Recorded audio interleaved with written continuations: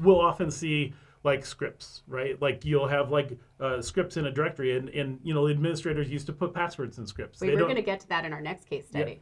Yeah, that's true. Don't scoop us. All right, I won't scoop it. But in this particular case, we actually started looking at what other services are available in the organization, and we found a service called Active Directory Certificate Services. Ding, ding, ding. Okay, you guys, I think half the time you tell me you've taken something over these days, it's because of Active Directory Certificate Services. And nobody is talking about this.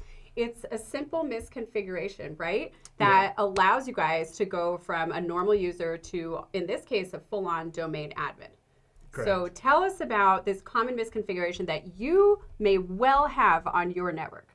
Yeah, so the larger the organization, the more. So what Active Directory Certificate Services is basically public key infrastructure. So like a certificate authority, it basically issues certificates. Which like a hall pass for a computer that wants to access other things. We have lots of videos on that on YouTube if you want to know more about certificate services. That's right. Yeah. And so in this particular case, when you install it, often by default, you're enabling a web interface so that the web interface can issue your certificates. And if you have that set up with the default configuration, actually up until recently, there's some new Microsoft updates that are changing it a little bit, which finally, but by default in most people's organizations, if you've implemented this more than about 6 months ago and you've enabled the web interface, I can take advantage of that. And in this particular case, what I did was I was able to use my regular non-privileged user account and talk to a domain controller with it and get it to talk to me in a special way that I basically get on your network and I'll lie to you.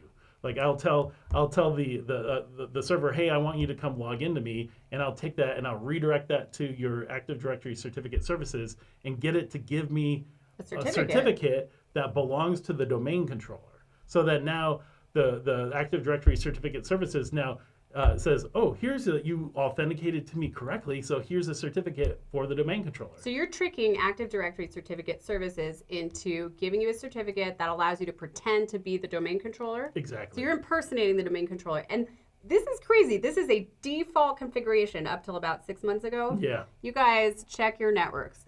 Okay, so now you can pretend to be the domain controller just like that. Just like that. Just like that. And then once I can be the domain controller, I can go to another domain controller, and there's a function called a DC sync. It's just basically the way that domain controllers talk to each other and say, hey, this user updated their password. I need that password hash. And so you can actually talk to other domain controllers and get the password hashes of any user or all the users. Is that what you did? You dumped them all? Yeah, we dump them all. And because we'll then do a password audit. Like, we may see that your password policy has been updated to, require 16 characters or 20 characters or whatever, but did you go back and force all your users to change those passwords? Sometimes not. And so we'll audit those. And then we can also audit your domain administrator account. Once we have that domain administrator hash, we are your domain administrator because we can pass the hash and log into anything that does NTLM authentication on your network. Thank you so much, everyone. Again, this is Sherri Davidoff, CEO of LMG Security. If you have any questions, please reach out anytime. We'd love to hear from you. You can email us at info@lmgsecurity.com or find us on LinkedIn and follow us on Twitter. Thanks so much for joining, and we'll see you next time.